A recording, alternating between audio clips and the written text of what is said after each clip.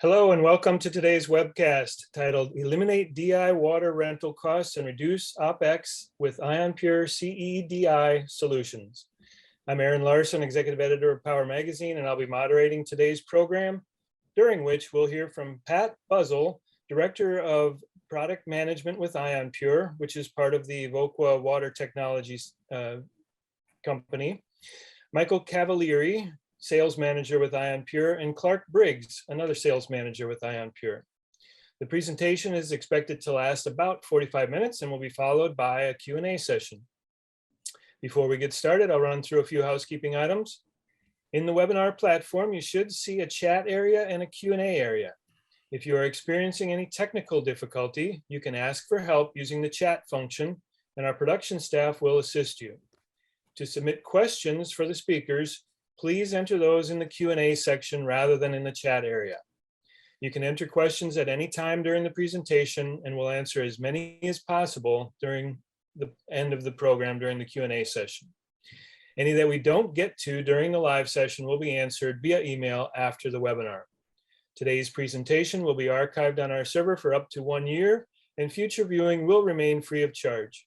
You can use the same URL to reach the archived program as you did to reach the live program today.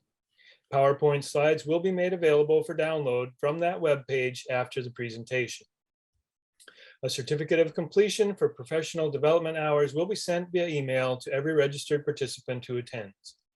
Before we begin, I'd like to thank Ionpure for underwriting today's program. The company's generosity allows everyone to attend the presentation at no charge. And with that, I'll turn the program over to our first speaker. Clark, take it away. Thank you, Aaron. All right, so good morning, everyone, and thank you for joining us for what we believe will be an engaging and a productive session. Our goal during this webinar is to provide a valuable and applicable takeaways for your facility or your customers, depending on where you fit into the ultra-pure world, and really some straightforward savings identification that's easy to kind of use with real numbers, so it's you can have remarkable results. So first off, let's kind of go through the agenda. First, we'll talk about Ionpure, who we are, and kind of how we support the ultra-pure market. Secondly, since we're all kind of here to learn how we can save OPEX, how we can save money production-wise, we'll go through an actual installation. Nothing, kind of hits home more than an actual real world with real numbers, real site that's done it. It's a super valuable just to actually see somebody that's done the actual work. Secondly, we'll kind of go after we see that potential and kind of understand where the savings can be. We'll kind of take a step back, go through how CEDI works, the technology behind it, and why it's superior to typical ion exchange. And then second, we'll go through the Ionpure products, kind of how they're developed for the power market, so you can see where they might fit into your certain situation. And then we'll kind of get to the real meat and potatoes of our webinar: is how can we run through the OPEX, whatever your situation is, compare it apples to apples with EDI, the technology, how much it's going to cost you, how much the outlay would be, and give the real world savings numbers, which is what everybody's looking for. Then we'll kind of do a Q&A session to see if there's any questions that kind of come up. And yeah, feel free to put them in the Q&A box as we discussed. We'll go through it and we'll moderate at the end. All right, so first off, we have a lot of acronyms in water, so a few that are just key to EDI, we kind of got to go through. The first one is SDI. That's service deionization. This means, ion exchange bottles in your facility, or if you're renting trailers, or if you have 30, 60 cubic foot tanks, anything that you're not regenerating yourself is really what we're referring to with SDI. The second one is EDI, CDI, and CEDI. This is referring to electrodeionization process. They're interchangeable. They're somewhat synonymous in the marketplace. So just if they're referred to, or if you've heard about these, we're referring to the same thing, which is electrodeionization.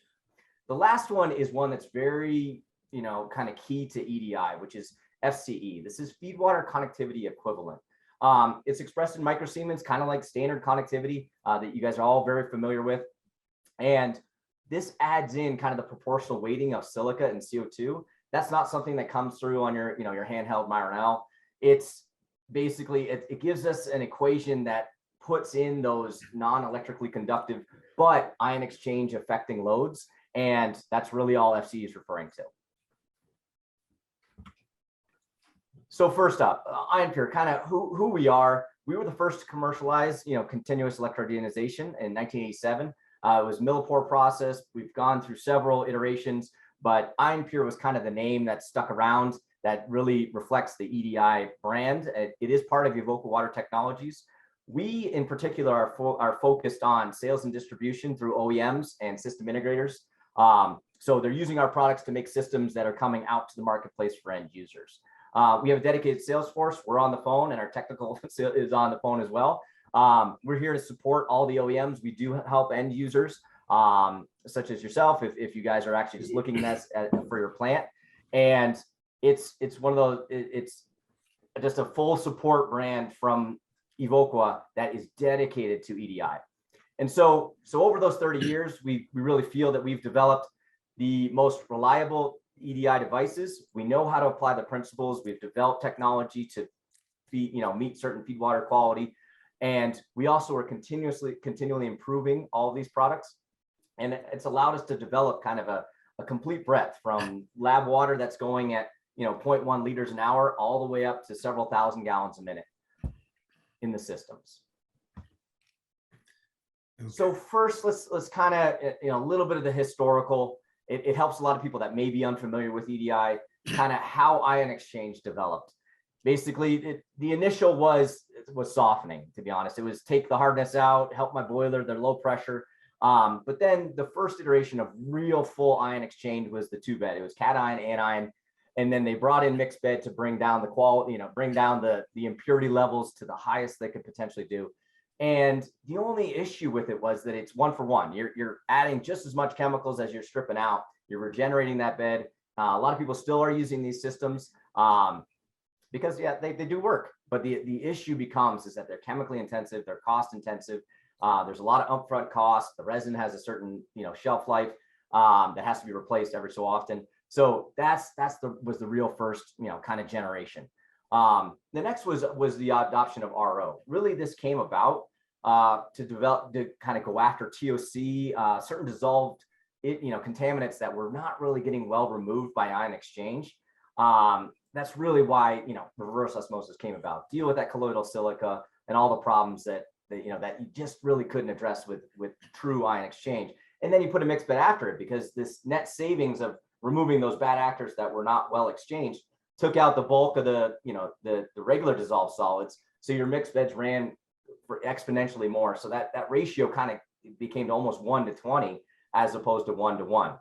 So, and that brings us kind of to where EDIs comes in.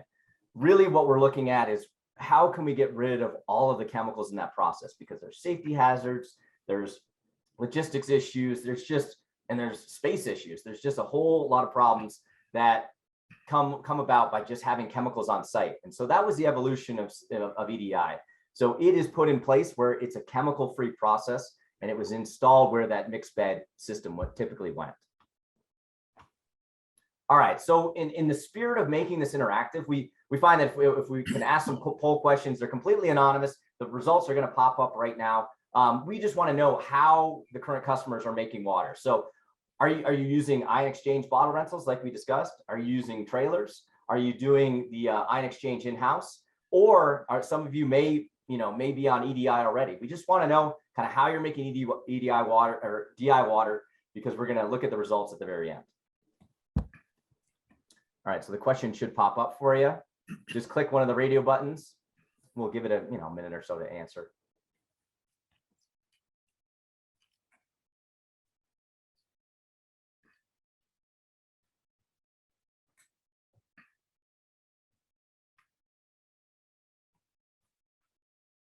All right, so hopefully you've had time to make your choice.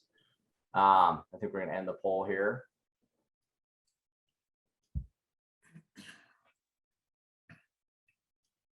All right, so looking at the results real quick, it looks like the majority on the call are doing in-house ion exchange, which is kind of what we expect. Like we talked about, the systems, they work, and a lot of places are still built on them.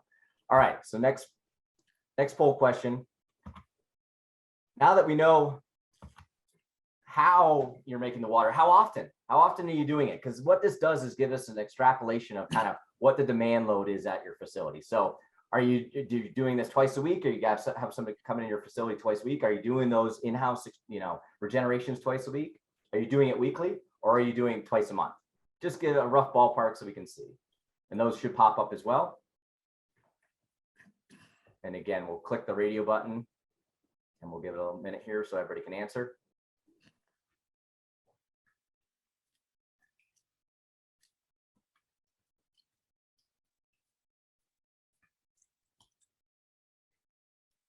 All right, perfect. I think we'll close out this poll as well. It's nice. It just gives us a fun data point so that we can look at it at the very end. All right, so it looks like the spread is trending towards, twice a month. Weekly is about, halfway through, and then twice a week. So some heavy users. All right, perfect. And we'll look at the results at the very end, just to give a rough ballpark of savings costs just in general. So thank you for filling those out. All right, so like I discussed, let's look at a real power plant and the real data that they did. It really helps, and it goes a long way just to see exactly what the process was. All right, so these guys were facing a lot of the stuff that many of you are on the call are facing, where there's hazards with either somebody bringing in bottles, bringing in their trucks, tractor trailers. If you have to get chemical offloads to your site, there's just a lot of hazards by keeping chemicals on site. So more prevalence of incidents and recordables is a pretty straight corollary. If you have chemicals on site, you have a higher rate of safety incidents. It's also worker safety. It's really it's not just the offsite contractor employees. It's your own. Somebody's got to be watching them unload the equipment. Usually you're helping shuttle stuff around, facilitating the offloading. There's a lot of risks that go in it for your staff as well. Antiquated systems. That's something that this facility was really dealing with. Is that obsolete parts? They had the old circular disc paper tracking on their connectivity. Just a lot of the stuff that everybody could be still dealing with. We know that capital expenditures are hard to come by these days. So this is one of the things that they were really facing, and it was hard to change, but they started to find out they couldn't get replacement parts. So it became time to have to make a change. And then price volatility. They had chemical systems. They had cation anion mixed bed at the very start. And anybody that's seen caustic market changes went through that big one we had several years ago, where it quadrupled the caustic price. So that's a volatility exposure. That is a risk. That's what you're just subject to what the market bears when you're using chemicals from bulk suppliers. Supply chain issues. We all know this well too often right now. Can you even get the deliveries? Can you get the materials? Can you get the resin? Can you get the parts? Bad weather. It's when everybody's running their power plant. All of these things come into play of, can I actually keep running? Can I make my facility run? Are the lines frozen? There's so many things that come into having chemicals on site when you're also relying on other people to do your business. It's a big risk. And then the last one was OPEX reductions. If you can save somebody money, that's always a welcome conversation to have. It's one of a lot of the costs are hidden. We'll run through a lot of this stuff. We've broken out one of those hidden costs like labor, or even just trash disposal of certain things. There's a lot of stuff that goes in the OPEX. So we look at all of that, and that's something we're glad to do. All right. So one thing that we have, so the typical requirements, does the solution fit what they're doing? So they had cation anion and mixed bed. It's great performance. It's going to get you really low conductivities, good silica removal. Will EDI meet those? So their high pressure boiler system, 0.1 conductivity was typical, 5 to 10 ppb of silica, sodium less than 5. And EDI fits the bill. We're typically at 0.06 on the micromos with decent feed water. Silica removal is 95 or greater. Sodium's 99 or greater. So EDI fits the bill. It does what mixed bed ion exchange does, hands down, without chemicals. All right. So they kind of did the iterations to step you through what they did. Like I mentioned, they have cation anion mixed bed. They upgraded to the RO. They took that first step kind of when that had some really big value proposition, saved them all the chemicals on cation anion. Then they went to mixed bed, saved on that for about 5 years, liked the enjoyment, but they still were dealing with the antiquated systems like I was talking about, and they still had chemicals on site. So still same concerns. They removed a lot of it, took 75% of it out, but they still had the same safety issues because the chemicals were still there. So then they looked to go to EDI. They did the install in about 2007, and basically we're able to take all of the chemicals off site, decommission everything. No more loading, no more vendor suppliers showing up. And basically installed the EDI system, and the results were remarkable. So basically, when they were using mixed bed, and this was just mixed bed, this is before, you know, it was worse when they had cation anion. They were spending about $60,000 a year for chemicals, 2 regenerations a week. So they were in that high kind of market that you guys saw there, where they're regenerating quite often. And labor was about 4.5, which is typical for, you know, manpower.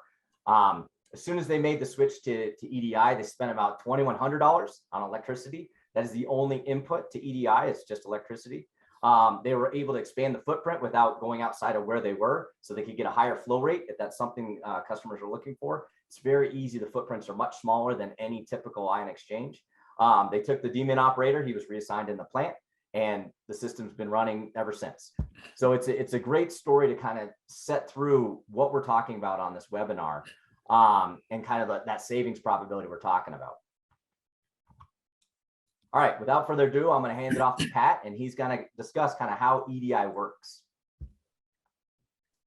Great. Hey, thanks. Appreciate it, Clark.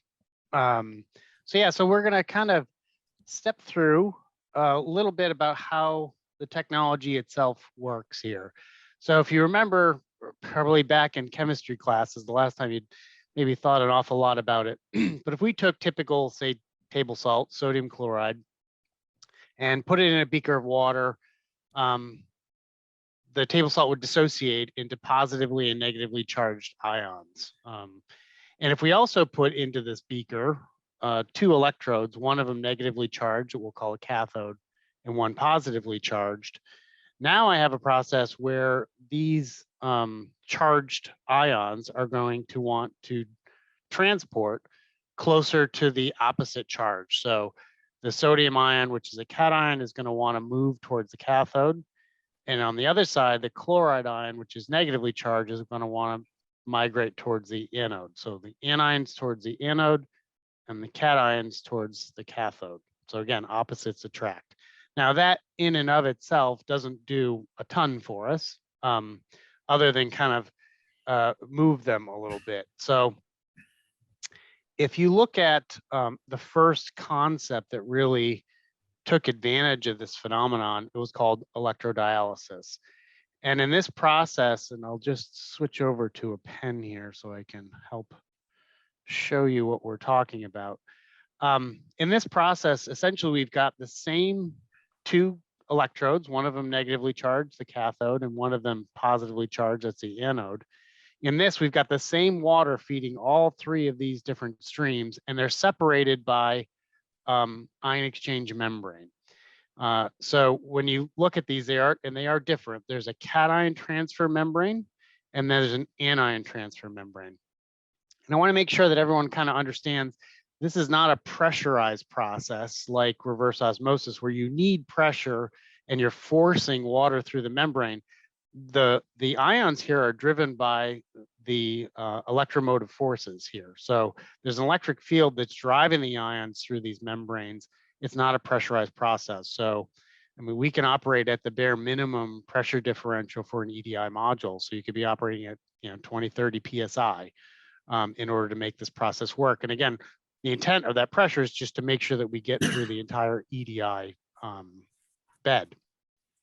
But in this process, we'll look quickly at what's exactly going on, what's the phenomenon that's happening. So here, I'll take a first look at this ion. So this is a chloride ion, which is negatively charged. It wants to move towards the anode. So an anion towards the anode, negatively charged. Because it's going up against an anion transfer membrane, chloride's allowed to transport through this. So we can migrate into this cell. And if you look at the other side, we've got sodium ions. And again, this is positively charged. So sodium positively charged wants to migrate towards the negatively charged cathode. And the only barrier in its path from this middle cell is a cation transfer membrane. So it's allowed to migrate through that membrane. So you can see this area that we're calling the pure water area is an area where ions can only leave.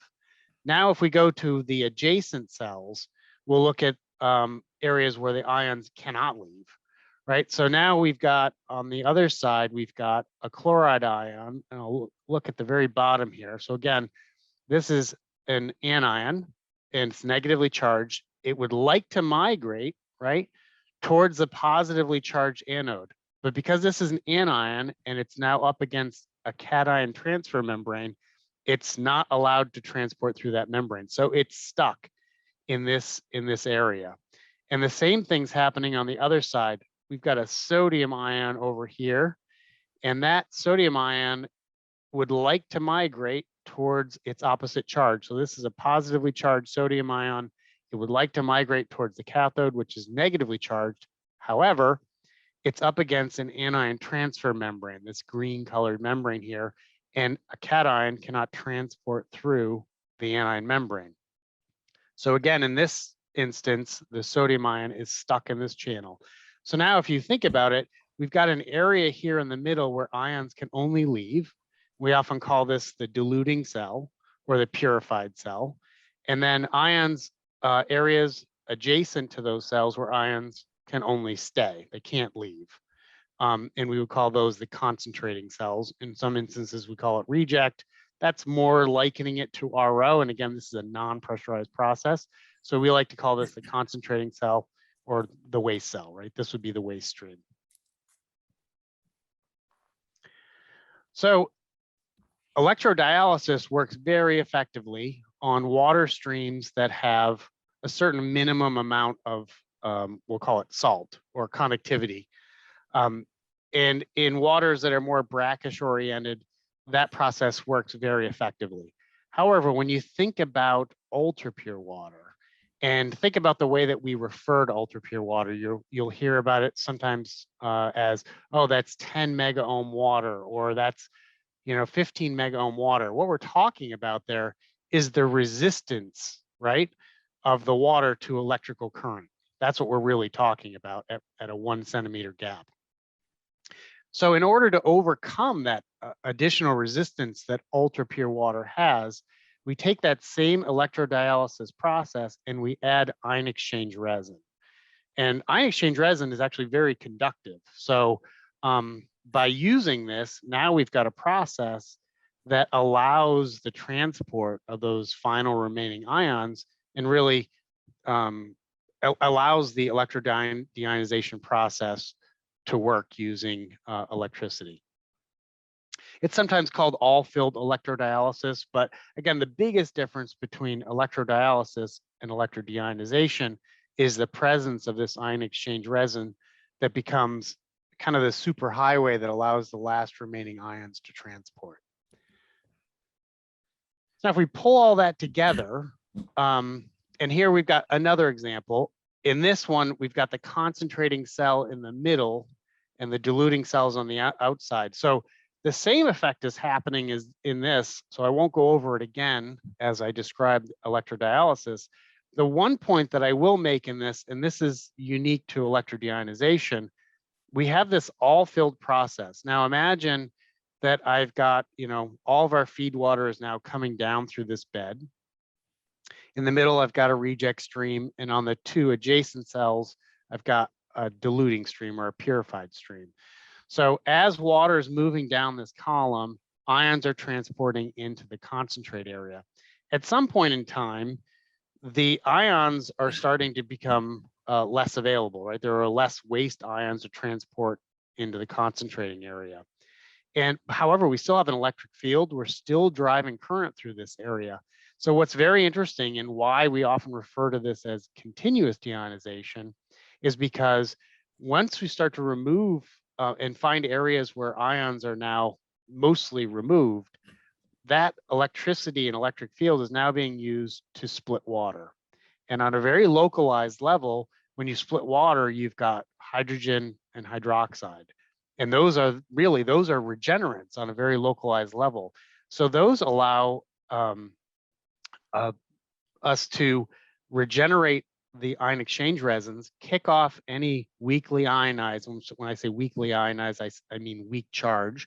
When you think of a weak charge contaminant, think of silica or boron, something where the charge is not very strong. So this is what allows us to continuously regenerate, excuse me, the resin, and really ensure that we're creating situations to give continuous ultra pure water. Again, this is a continuous process where we're constantly regenerating the resin and kicking off any last remaining ions into the waste stream. And what's so important about that is when you think about the differences between ion exchange and continuous deionization. On the right, we're showing you, and it looks just a straight line, which is what you're after, very steady operation through the life of an EDI module. There's no changes in performance.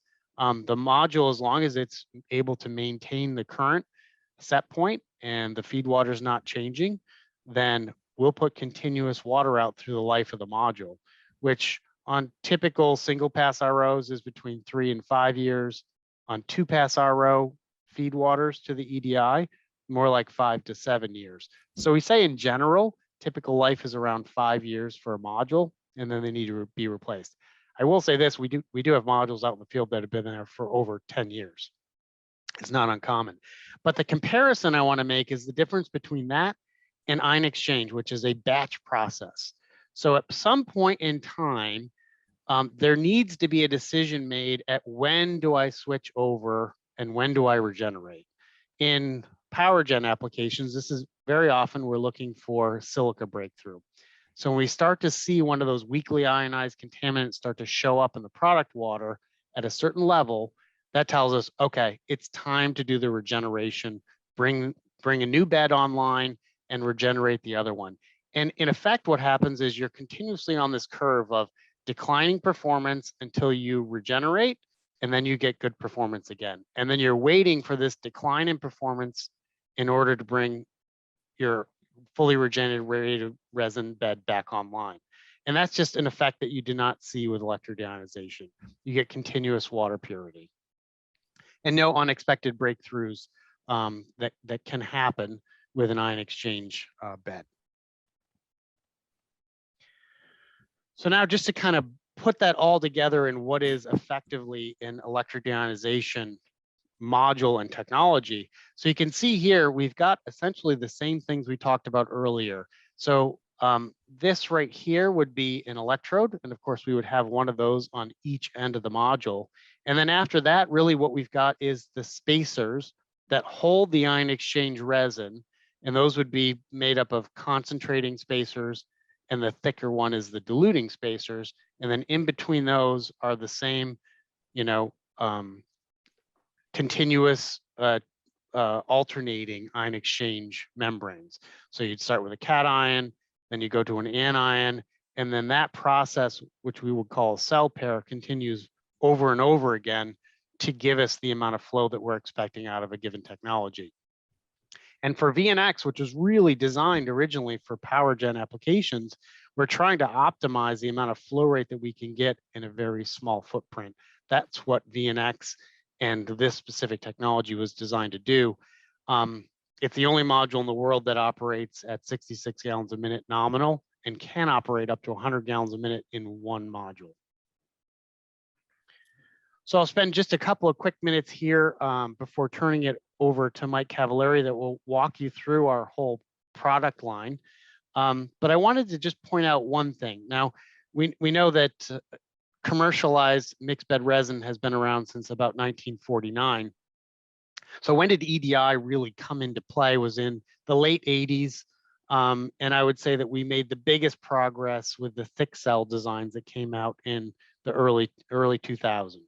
And when you think about the changes, I like to think about the efficiency and space that we've been able to build as a technology platform.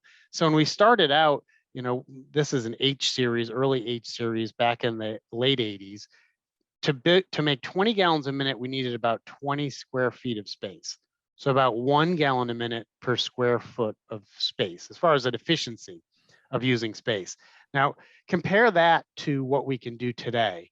With our current platform that I just discussed a minute ago, the VNX Max, we can do the same, we can do 528 gallons a minute with 8 modules, and that takes about 78 square foot. So 6 times the flow rate per square foot is where we've evolved to since we first started making EDI back in the late 80s. Pretty amazing. So with that, I will say also that we have also built some modules that are designed for very specific types of applications and challenging applications. But I'll let Clark spend a little bit more time on that. So Clark, I will turn this over to you. And let me just shut off my pointer. Actually, Mike. Or Mike, sorry, Mike. Yep. So, okay, let me see if this will advance. There we go. All right, thank you, Pat. So I'd like to start off with this slide to show you our technology and really our products.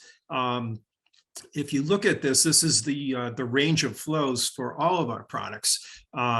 One thing I would mention is that if you want the specifics on these, you can go to ionpure.com and you'll see all the specifications for the different modules here.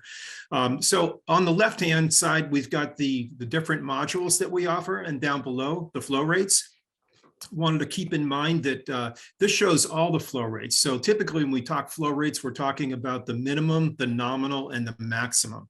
So looking at this Lab XT, this is the smallest product that we offer. It's a laboratory type product. Flows are less than a gallon, very small. So the next one is the MX module, and I'll show you some pictures of these in the next slide. But this one will run up to about 3 gallons a minute maximum flow. And the maximum flow depends on the water quality. So we'll typically run through a projection to determine that, and that'll tell you exactly where you'll flow with the module. The next one is the LX, and as Pat mentioned, this is our legacy model. So these start out at a minimum about a gallon a minute, and they'll go up to about 30 gallons a minute. Then we have the CDIT, and this module is optimized for higher hardness. So it would be helpful if you were planning on running a 2-pass RO. In some instances, you might be able to make that a single pass RO because this has a higher tolerance for hardness. And then you get into the VNX module. So as Pat mentioned, when we're talking about power, we're really talking about the VNX module, and the flows here from 12 to 100 gallons a minute. We do use some LX modules in power applications, but primarily going forward, the VNX is really the workhorse here. All right, so showing you a photo or a picture of all the modules here. These are the Lab XTs. So to give you a feel, these modules you could hold in the palm of your hand. They're very small, low flow. And the next one is our MX module. So looking at this, these will flow a little higher. I think I mentioned up to 3 gallons a minute. These are 7 inches in diameter, and the tallest one here, that one is 24.5 inches in length, to give you a feel for it. And then into the LX series. So, these can really handle a lot of water. The dimensions on these here, this runs from 24 by 12 by 12 for the smallest LX4 module to an LX45, which is 24 by 12 by 36. The smallest ones will ship, the shipping weight is about 150 pounds for an LX4. And for the LX45, it's significantly more. The shipping weight for one module is 320 pounds. So pretty good size module. Into the VNX series. So what you're looking at here is what we call a flex mount. And this is an FRP pressure vessel that it's holding it all together. So these are aluminum, they're 20 by 20. And the VNX, the lengths on these, they'll vary from a VNX Mini will be 66 inches in length up to the VNX Max or the EP at 84 inches. And then I wanted to show you a view of the DC3 power supply, and we'll get into a slide that'll talk more about that. But essentially, these are our products here. All right, drilling into the VNX module a little bit more. These were introduced back in 2004, and we offer 9 models from 15 to 66 gallons a minute up to 100 gallons a minute flow. These are ideal for all high flow systems, certainly ideal for a power plant. They're designed for high pressure up to 100 PSI and temperatures up to 113 degrees. You can see the plumbing connections right here. You've got 4 plumbing connections, a dilute in, dilute out, concentrate in, concentrate out. And on the other side, we've got a pre-wired junction box. They're designed for high recovery up to 95%. And then further to drill into some of the models within the VNX series. So looking at the power market, these three here are the primary workhorses that are used in the power market. So back, the first VNX modules were the VNX 55 EPs.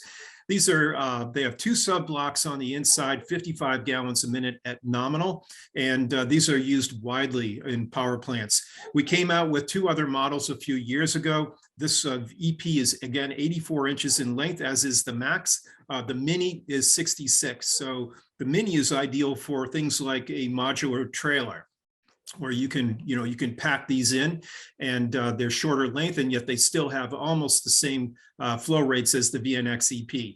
The Max, this module is used more and more, up to 66 gallons a minute. Great solution, a lot of flow in a single module, and put together in a system, as Pat mentioned, a lot of flow.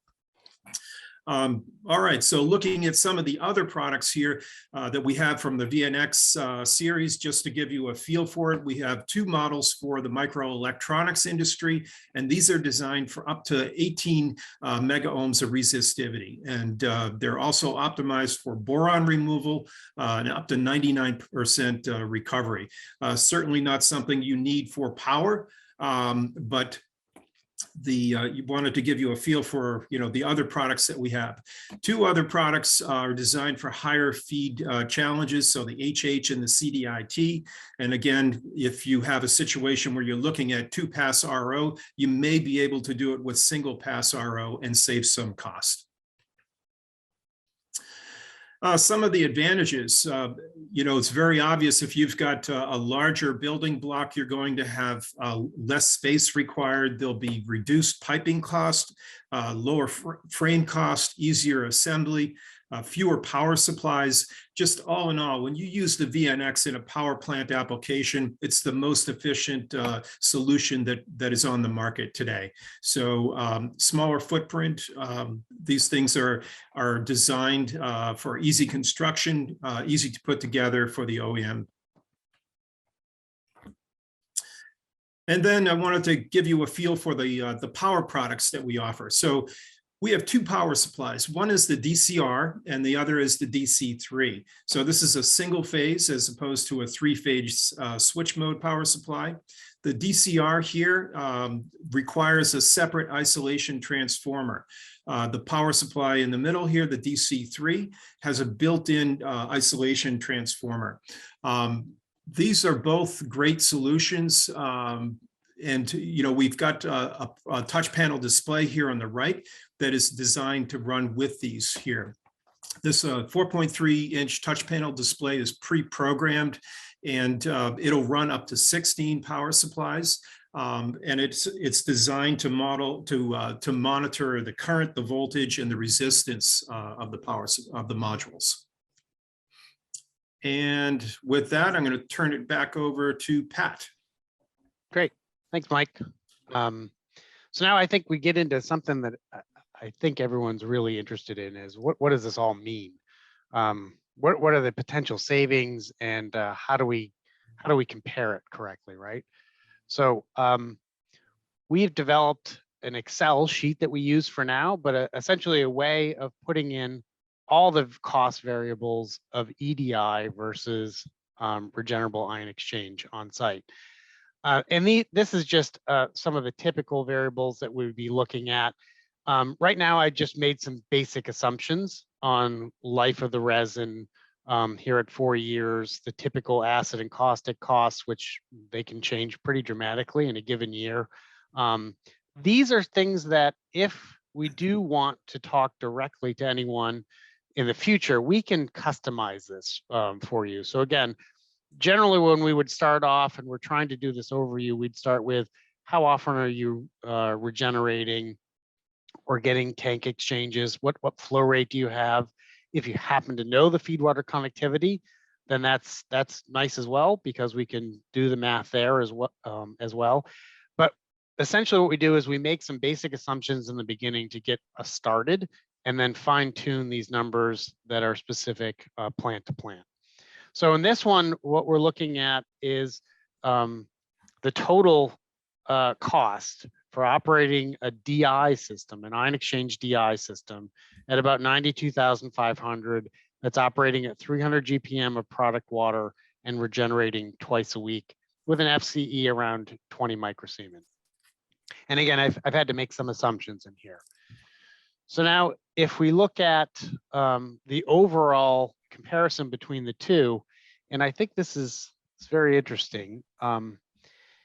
If you look at the most high percentage of costs in operating a mixed bed DI system, about 50% is just manpower costs.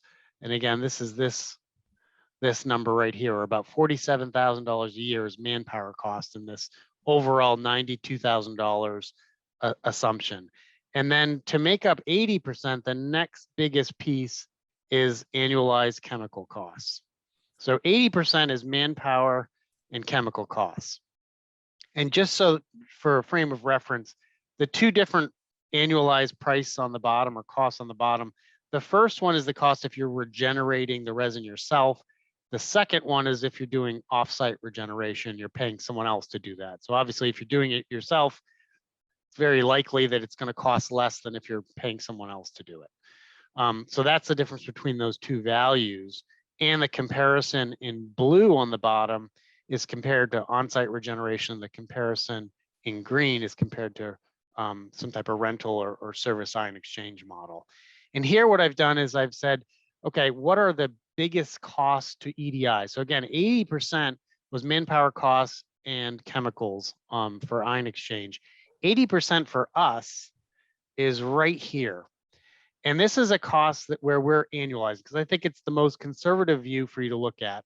If we say that modules are expected to last for 5 years, then we should account for what the cost of that would be annually in a good real OPEX comparison. So the biggest cost, 80% equal to the biggest cost of an ion exchange system in manpower and chemical costs is the replacement modules. So even with that baked in, we're still looking at about $33,000 versus $92,000. So saving 60% plus compared to on-site regeneration and 70% compared to if you're paying someone else. But what's interesting is, that the actual cost of that is going to come at the end of life of the modules when they need to be replaced, which could be 5 years, could be 7 years down the line. So just to kind of take a look at what that would mean up until then, if I pull that out, we're talking about the difference. And if you remember, Clark showed an example earlier with a Midwest company, a power generating company. They were doing, $60,000, and all of a sudden they were at $2,000 a year for electricity. That's more similar or more closely related to this number. So if I pull out the annualized cost of the module, you're at about $7,000 a year compared to $92,000. Now, again, I think the most conservative model is to put that annualized cost in there, which is why we do it. But I think it's important to note that that doesn't actually happen until the end of life of the modules. So when we started this off, we had asked a couple of questions. One was, how are you currently getting deionized water? And 44% said they were doing in-house ion exchange. Interestingly enough, 30% plus, I think it was 31%, said they were already using EDI, which is fantastic. But 44% were using regenerable ion exchange in-house. And of that, we had about 44% that were doing twice per month, about 35% that were doing weekly regenerations, and then 20% or so were doing 2 times per week. So we kind of got the whole thing. I will say this, the biggest savings are going to be attained by how often you're using manpower and chemical regenerants to do the regeneration work in comparison with EDI that's just using electricity. So as we go from regenerating twice per month, which is the column on the right, down to 2 times per week, you're going to see that that OPEX gets better the more labor and the more chemicals that you're using to regenerate. The blue in this case is on-site regeneration. So if we said that the average flow rate for typical power users was somewhere around 300, I'll say in this case, but you probably know if you're closer to 200 or 500 or beyond that. So we would be looking at about, $59,000 of savings, or 64% moving or shifting to an EDI solution if you're doing twice per week, which would go down to kind of $33,000 if you're doing it twice per month. And remember, I'm including the annualized cost of replacing the modules over 5 years in this calculation. So if you pull that out, certainly looks better, but I think that the better way to compare them overall is to add that number in, which is what we've done here. So this is a very conservative model. Again, I think our biggest question is, if anyone wants to start this process, talk to Clark, talk to Mike, talk to myself, I'm Pat, and kind of customize this a little bit more closely to your actual plant conditions. We would be interested in doing that. So right now I'll throw up the final poll question. This is anonymous, so you won't see it, but we will offer this complimentary, run through where we can help put together an audit of your plant using your actual numbers. So if you're interested, we'll spend a couple 20 seconds here. Let us know. If so, we can start the process of getting some initial information from you and populating an initial sheet to say, hey, here's what we're thinking we can do. Let's customize this to the actual parameters that you see on site and costs. We'll give it a couple more seconds here. And I think we can close that one up.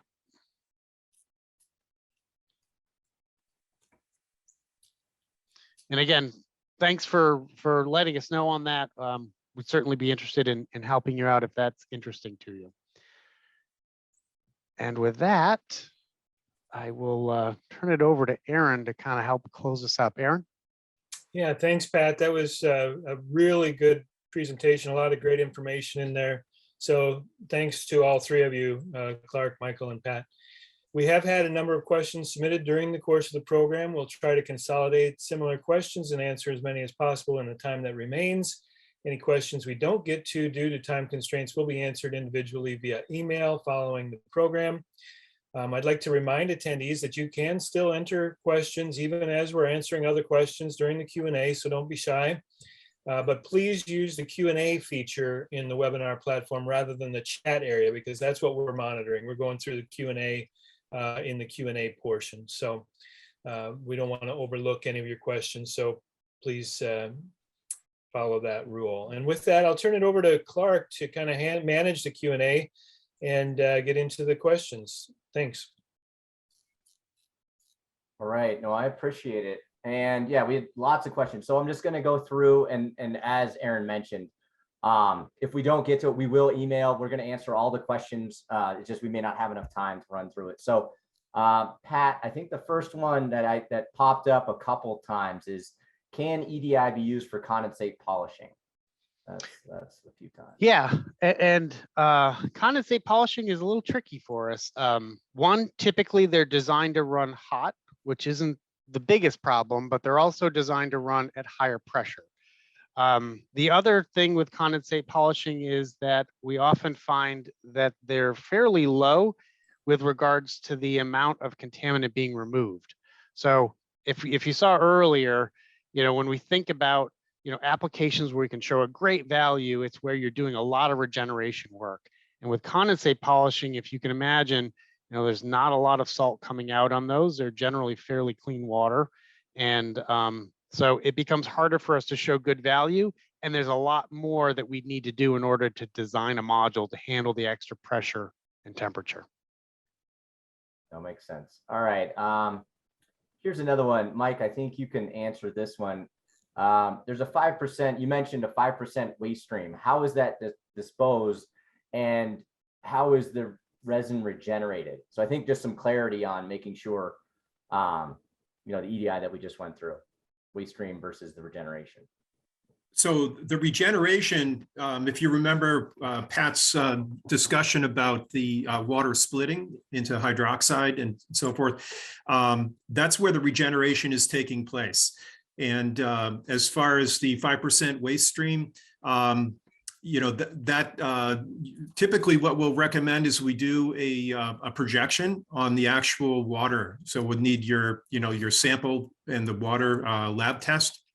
We'd put that into our projection software, and that will tell you exactly what your waste flow is, as well as the product water. So it's you know, it's all going to depend on the system, its design, and also, you know, the projection, what's in the water. The ionic load is going to dictate, you know, the purity of the water and the flow rates and so forth. Perfect. All right, here's another one. I think, yeah, I can actually answer this one. All right, so what is the average lifetime of the VNX modules?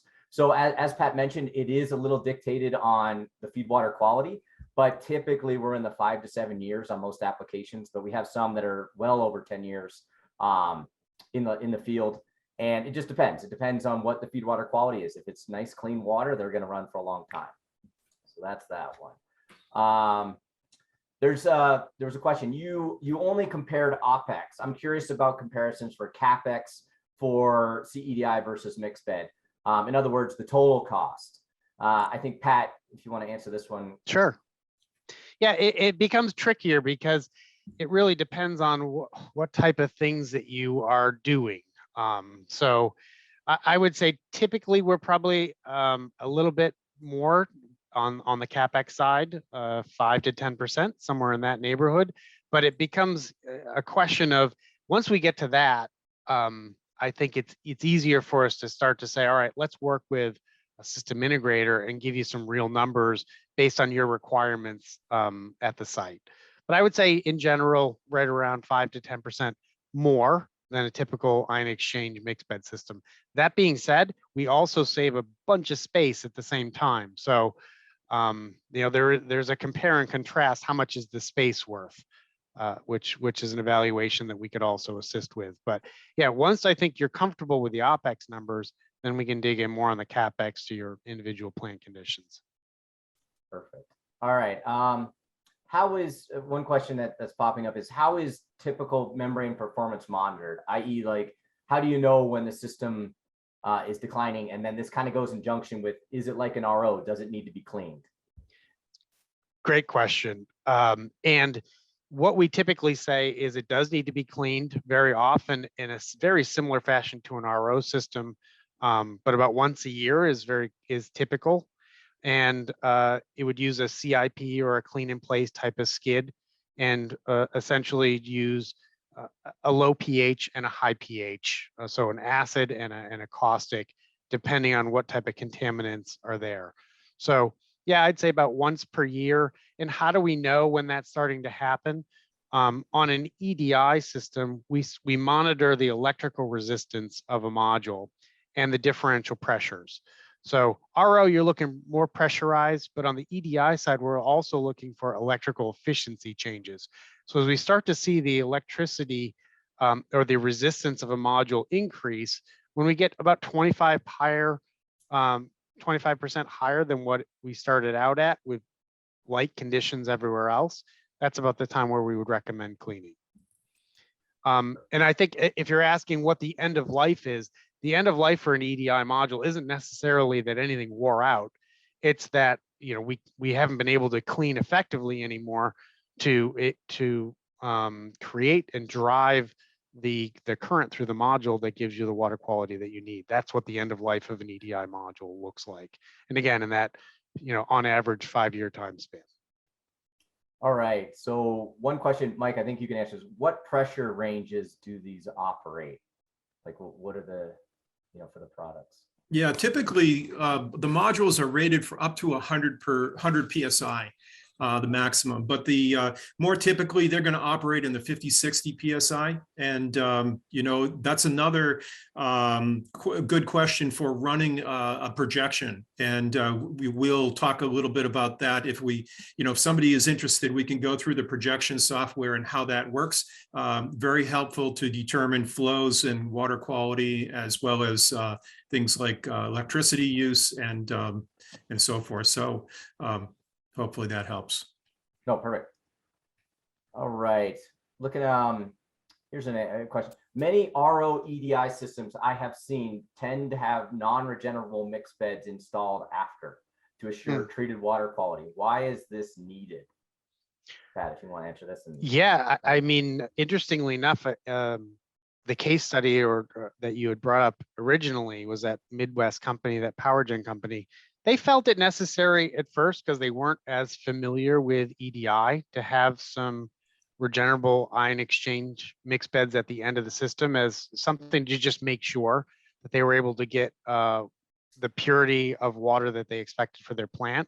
In that case, and I think this is very similar to other entities, eventually they got used to the fact that the EDI was giving them very continuous and expected product water quality, and they discontinued the use of those final ion exchange mix bed polishers. So they're not necessary, but if it helps you, it's not a very expensive process because it's not doing any real work at the end of a system. So if that's a way to make it easier to transition and make you more comfortable just watching the EDI process work on the front end, then we don't have any problem with that. But in general, what we've seen is that they're not necessary. And this is even for companies, and I know I'm going out a little bit outside of power here, for semiconductor manufacturers that really need continuous 18.2 mega ohm water. They're not using ion exchange beds on the end of their systems. They're counting on continuous 18 meg quality out of EDI. So I think, like I said earlier, if it helps, great, but we don't see that it's necessary. All right, so I think we'll be able to get through maybe one final question that seems to be popping up a few times. Is what's the maximum connectivity, or what's the feed water quality that the EDI module? You know, what can they take? That's a few times. So yeah, if you want to answer that, Pat. Sure, absolutely. So we talked a little very early on. We talked about that feed water connectivity equivalent, or FCE, which is really a combination of the measured connectivity and also added in for what we kind of consider to be an invisible load, which is CO2. So we use a factor to help us ascertain what the total load on an EDI module or even an ion exchange bed would be based on connectivity and the ppm of CO2 measured on site times a factor, which is close to 3. So what we would say is that feed connectivity equivalent, when you add up everything up, most modules can handle acceptably up to 40 microsiemen. What happens if you go over 40 microsiemen? Nothing. You don't necessarily hurt the modules, but we haven't characterized its performance, or its performance isn't necessarily very good over 40 microsiemen, right? So it won't necessarily hurt the module. But again, we may not have characterization, or it doesn't perform the way we expect it to above that. That being said, we do have one module that we referred to quickly called the CDIT, and that's a technology called thin cell. And with that specific module, we can handle up to 100 microsiemen of feed water connectivity. So think about it this way. If you wanted to get rid of CO2 and you had 20 ppm of CO2 coming in, which is a lot, and you also had 10 microsiemen of connectivity or 15 microsiemen of feed water connectivity, CDIT could handle that. So it's really designed to handle those more challenging feed water requirements that typically come from single pass RO. But that's exactly what that was designed to do, is to help assist with more challenging feed waters. So 100 microsiemen for that one product called CDIT. The rest of our products is, again, around 40 microsiemen. All right, thank you, gentlemen. I think, as Clark mentioned, we're coming up on the top of the hour, so we want to respect everybody's time. But that was really interesting and very worthwhile from my perspective anyway. So as previously mentioned, any questions that we didn't get to during the Q&A portion will be answered individually via email. So stand by and look for that. And I want to again thank IONPURE for underwriting today's event, and thank everyone for attending. It was really great to have you here, and that's why we're doing these type of presentations. So thank you. And we hope that you found this presentation beneficial, and I wish you all a great rest of your day.